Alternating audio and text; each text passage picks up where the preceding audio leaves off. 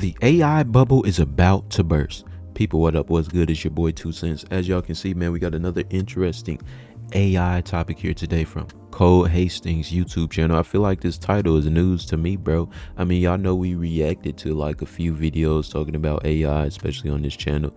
And you know, all I feel like we hear about is, you know, how there's more AI girlfriends, AI scams, right? The Sora 2 stuff going on. I know there's been a little bit of regulation on that app since we last checked out that video on it, but I didn't know, I didn't know AI was falling off, right? So let's hear about it, man. Let's hear about it. Let's get into it. Can I show you a video really quick? No? Well, I'm gonna show you anyways. Abraham Lincoln was alive, he would be a Democrat! No, Abraham Lincoln would be Republican! I'm quite fond of JoJo's Bizarre Adventure. Obviously, this is AI.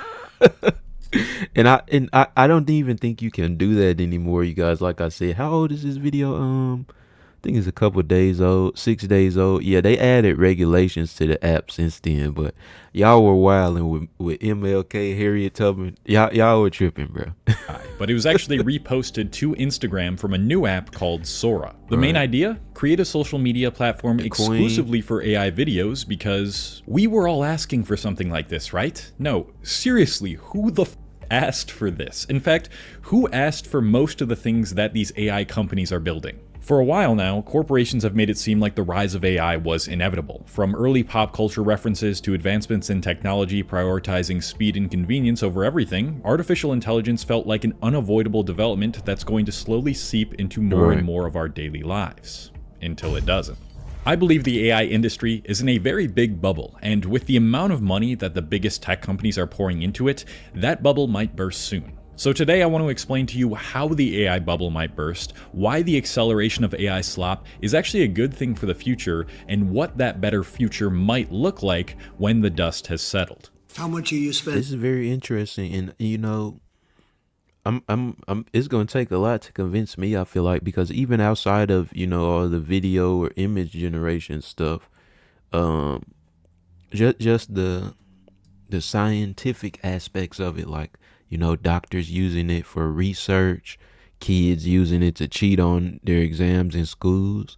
Like, I feel like it's a really big deal, and you know, I don't see how it can't be normalized, how it can't take over. But I mean, Cole gonna bring an argument, so let's hear him out. Would you say over the next few years? Oh gosh, I mean, I think it's probably going to be something like, I don't know, at least $600 billion through 28. That's a clip from September 4th at the White House when Donald Trump hosted Mark Zuckerberg and many other tech giants for dinner. What was the $600 billion investment he was talking about? That's the amount of money Meta plans to spend solely on building out data centers, aka buildings that hold GPUs to train AI, by 2028. And in 2025 alone, tech companies are projected to spend about $400 billion on infrastructure to train and operate AI models. Derek Thompson put it into a rather grim perspective when comparing this type of spending to the moon landing. He states, the Apollo program allocated about $300 billion in inflation-adjusted dollars to get America to the moon between the early 1960s and the early 1970s. The AI build-out requires companies to collectively fund a new Apollo program not every 10 years, but every 10 months. These numbers are incomprehensible, and they simply just don't make sense when you think about it, because how do these companies expect to make all this money back? Well, they don't. They don't expect to make it back, but they're just going to keep spending it anyway. I don't know if it's a good idea to compare it to the moon landing, though, because there's nothing that has come of that, right? Like, we went to the moon, maybe we did, maybe we didn't. I don't care if you believe in the conspiracy or not, but regardless, there's nothing that has happened as a result of that event. On the other hand, bro, like I said, like the possibilities in the real world applications for, you know, investing in AI are endless. I mean, we can't predict how it's going to affect the economy, and like I said, sure, they might be able to come up with a whole bunch of new things, but you know, if that's at the cost of taking everybody's jobs away, like how is it being paid for? You know what I'm saying? So, but I just don't like the moon landing comparison, but I understand. Reason big tech is trying to blow up this bubble even further is because, surprise, it warps how well the economy is doing. According to data from the Department of Commerce, investment in software and computer equipment, not even counting the data center buildings, accounted for a quarter of all economic growth in Q2 of this year. Investor Paul Kodrowski found that in the first half of this year, the data center related spending probably accounted for half of the entire US GDP growth. And for the first time, spending on data centers has now surpassed office construction. But it's not just the big tech firms doing the spending. Private equity firms have been pouring in capital too. Brookfield Asset Management, a major real estate investor, projects that building out AI infrastructure could absorb around $7 trillion in investment over the next decade. And on top of that, there's been reports that these companies are downplaying their infrastructure spending, inflating their profits even further. But before I explain that, I gotta enjoy a cup of coffee from today's sponsor, Cometeer. Shout out to the sponsor, man. Make sure y'all get yourself some coffee if you drink coffee. If you don't, then don't. Twice the coffee, twice. Shout out to Cometeer, bro. But I want to chime in on what he just said. So, yeah, so it just seems like a lot of these companies are like, they just OD spending. They're spending crazy amounts of money and they're going to run out. And then that's when the bubble is going to burst. Right? Because, like, how are you going to get that money back? Makes sense. I also, you guys, I don't know if you all have heard, there's like some weird, like, nuclear energy thing being developed in France. That's going to, I don't know all the details of it, but it's like a clean form of energy that's going to be brought into the world within like the next 30 years, I think. I wonder how that, or if that's going to, tie into all this AI stuff as well. An article in The Economist titled "The $4 Trillion Accounting Puzzle at the Heart of the AI Cloud" explores what big tech is doing to cover up their egregious spending. First, they state some of the facts we've already observed. Between 2024 and 2026, the AI Big Five companies will pour over $1 trillion into data centers and infrastructure. But the way these companies are accounting for the lifespan and depreciation of their AI hardware is where the accounting issues rise. NVIDIA, who makes most of the AI chips, said it would create and unveil a new chip every year instead of every 2 years. This means that older models could become obsolete much faster than reported. But at the same time, major firms have extended their estimated hardware lifespans to reduce depreciation costs and make profits look stronger. Microsoft pushed it up from 4 to 6 years in 2022. Alphabet did the same in 2023. Amazon and Oracle changed it from 5 to 6 in 2024. And in January, Meta moved from 5 to 5.5 years. In other words, these companies are making their profits look stronger by claiming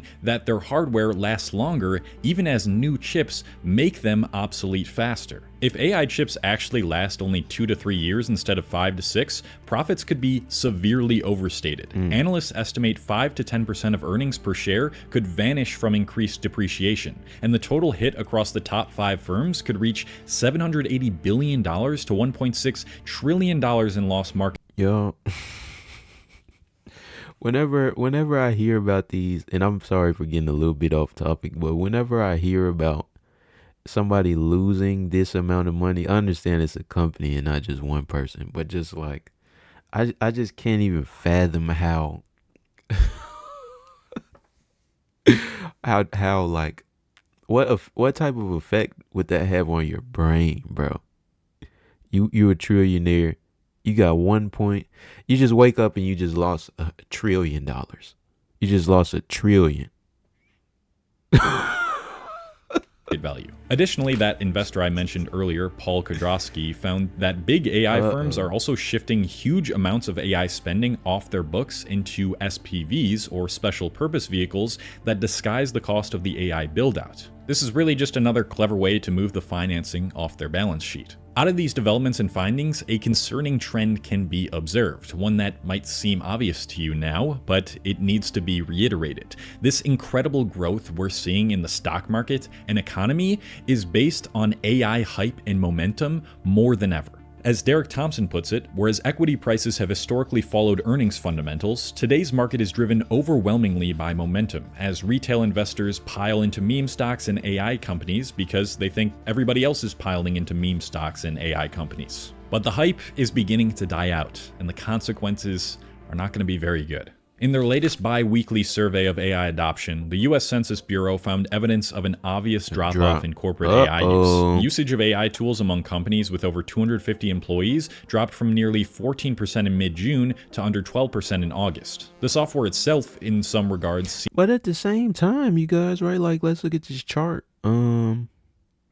know, there was an initial drop off from January to April, right? Like from mid January to April it dropped. You know, May, and then it went back up. Like, what's to say that we're not just gonna do another, like, this shape is gonna continue again or happen again, right? 15% in mid. I understand, like, it doesn't seem likely, especially because all these companies are lying about their earnings and spending insane amounts of money. But I mean, who knows, bro? June to under 12% in August. The software itself, in some regards, seems to be regressing too. OpenAI's latest model, GPT-5, performed worse on benchmark tests than its peers. But the most staggering statistic? 95% of US companies that took up AI reported that the software has failed to generate any sort of new revenue. So when exactly will this bubble burst? Because it's gotta give eventually, right? Well, I'm neither an economist nor a historian, so I can't really tell you, but people much smarter than me estimate that all of this spending in infrastructure and AI chips will lead to a crash sometime within the next few years. Economist blogger Noah Smith outlined 4 conditions of an upcoming crash. The first is that we have a big story about why this time is different. The idea that AI will change everything and that data centers will thus earn huge returns. The second condition is that we have a large and increasing amount of debt being used to fund one single sector of the economy. So we already got 2 of those. Data centers, meaning that the loan's default probability is probably highly correlated. The third condition is that we have an opaque corner of the financial system, that's private credit, that has recently grown from a tiny piece of the system to a very significant piece. And the fourth condition is that we have systemically important lenders, like banks and possibly insurance companies, enmeshed in the new sector of data centers in a multitude of ways. It seems that the rise in AI hits all 4 of those conditions. I also forgot to mention a couple important points that I want to briefly bring up because I think they're important to raise awareness around. And the first is that these data centers are disrupting many people's living conditions. Residential communities in Northern Virginia, for example, are getting boxed in by AI giants, overtaking spaces once belonging to offices, churches, and historic sites. A 2024 economic impact report stated that a third of data centers are currently located near residential areas, thanks in large part to, quote, inadequate local planning and zoning. And this is ruining the residents' quality of life. The other thing I wanted to bring up is the absolutely absurd amount of energy and resources required in order to run these data centers. Right. The latest reports show that 4.4% of all the energy in the US now goes toward data centers. The carbon intensity of electricity used by data centers was 48% higher than the US average. And this is what I was mentioning at the beginning of the video. Like, this may not be an issue, or not at the beginning, sometime during this video. This may not be an issue if, like, we're able to get that nuclear energy thing up and running. I'm gonna try to find the article and link it if I can, you guys. I probably won't, but just look up France nuclear energy.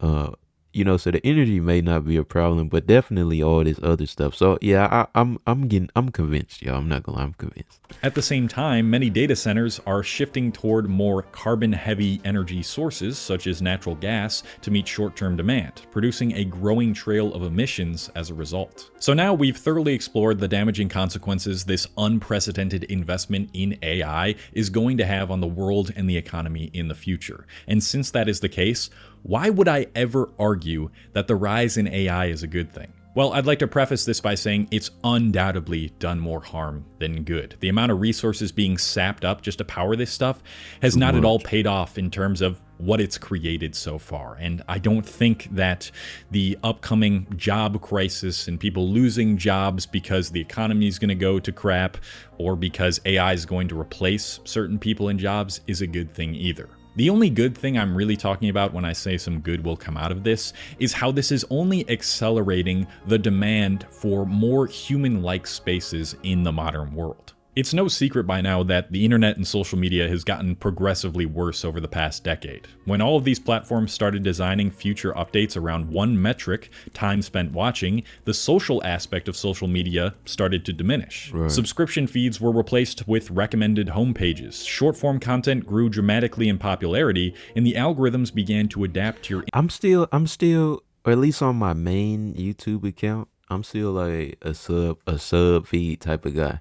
Make sure y'all subscribe, by the way, so you can see me in your sub feed. But yeah, I'm still a sub for this channel, right? For the reaction channel, I'm on the home page, but I'm still one of the old heads, man, holding it down, checking out the sub feed, man. So like I said, hit that sub button, bro. interests in real time. This created a fundamental shift in our purposes for spending time on social media. After 2014, people's reasons for using social media flipped dramatically, from one of keeping up with friends and meeting new people to instead following celebrities and filling spare time. This was no accident. Big tech corporations realized that it's more profitable to foster attention than genuine connection, and therefore transformed creators' incentives from one of building community to feeding the algorithmic void. I'm not sure how many of you agree with me here, but even though I still use social media for a couple hours a day, I feel like that couple hours is just so much less enjoyable than it used to be in, let's say, 2016. Like sometimes I'll just be scrolling or watching some videos or hovering over a video on my YouTube home feed, and I'll just stop and think to myself, like, why am I here? Why am I doing this? I've said this in a previous video discussing these sorts of critiques. How y'all feel, man?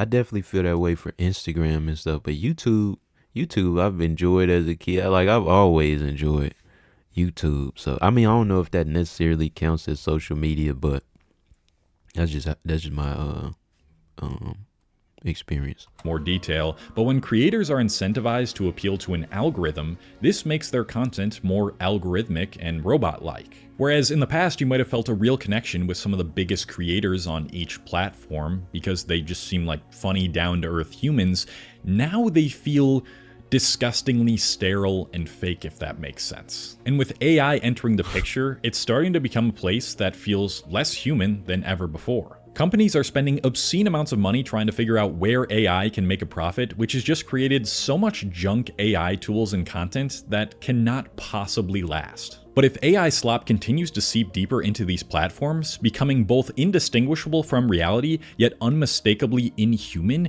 and people keep outsourcing more of what once required a human touch, it's inevitable that demand will surge for anything that can proudly declare no AI involved, aka real human creativity and community. I'd imagine that in the near future, there will be a social platform specifically designed with that principle in mind, that doesn't allow short-form content and prioritizes subscriber-driven communities over recommendations. And on that platform, there could be some sort of filter that automatically bans AI content and creators. And I know that that sort of platform might never be as profitable as what these big tech companies are producing, but I feel like there's still going to be a demand for something like that if we continue being on the internet. The same can be said for other industries. If AI becomes heavily relied upon in all these sectors, what will emerge from that are these specific human-only creativity and labor sectors, where the usage of AI is banned from them, and maybe the people working in these industries can charge a premium. And overall, I think the closer we get to the breaking point where most people are saying, this garbage slop is terrible and I can't take it anymore and it's making me feel awful and disconnected from anything, the closer we are to getting a revival of touching grass, aka being chronically offline. In fact, I think we're already seeing these trends creeping up under the surface. Everyone is chronically burnt out from an onslaught of digital devices attacking their retinas, and all this data coming out about loneliness rates and the dangers social media has on mental health. People are even getting AI psychosis now, which honestly is worth making an entire video about. And while there will always be people who succumb to it, the increased awareness of these facts is creating a revival in certain corners of the internet to be human and real and novel without trying to heavily appeal to the algorithm and maximize engagement. In other words, the faster I understand what he's saying. It's just like, and I'm not really like calling him out, but at the same time, like, bro, bro went outside and set the camera up just to stand, like, Shout outs to Cole Hastings, man.